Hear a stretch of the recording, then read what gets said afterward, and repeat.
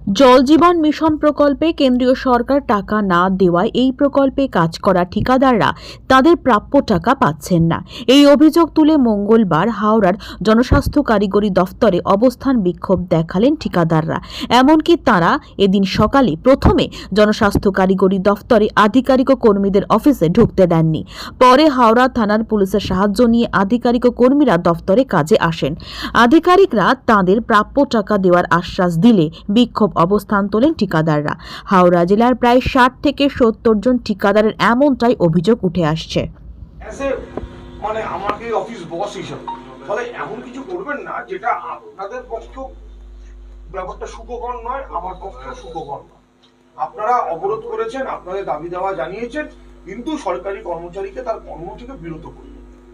যেখানে কিন্তু আমাদের দাবি ছিল যে এই বিষয়টা আপনাদের মাধ্যমে সরকারের কাছে আপনারা যে দাবি জানিয়েছেন সেই চিঠি আমি অলরেডি আমার তরফ থেকে অ্যাকশন নিয়েছি যাতে এই চিঠি ওপরে ঊর্ধ্বতন কর্তৃপক্ষের কাছে আমি কালকে যে চিঠিটা পেয়েছি সেটা কথা আমাদের বক্তব্য এই যে আজকে যে বিক্ষোভ নয়, আজকে আমরা অবরোধ করেছি। 18 মাস ধরে আমরা পেমেন্ট পাইনি। আমাদের এই পিএইচই ডিপার্টমেন্টে জল জীবন মিশনের কাজ হচ্ছে হর ঘর জল, বাড়ি বাড়ি পানীয় জল সংযোগের কাজ আমরা করছি। তার সাথে সাথে ইলেকশানে যে প্যারামিলিটারিদের সার্ভিস দিতে হয়, খরা হলে পরে তাতে আমাদের তাৎক্ষণিকভাবে জল সাপ্লাই করতে হয়, বন্যা হলে পরে সেই বন্যার্ত লোকেদের কাছে আমাদের খাবার জল পৌঁছে দিতে হয়। এই সমস্ত কিছুর পেমেন্ট আমাদের দীর্ঘদিন থেকে নেই। পিএইচিতে আজকে প্রায় 10.5 থেকে 11,000 কোটি টাকা সারা বাংলার আমরা ঠিকাদাররা পাবো, এবং এই ঘটনাটা চলছে প্রায় 1 বছরের ওপর।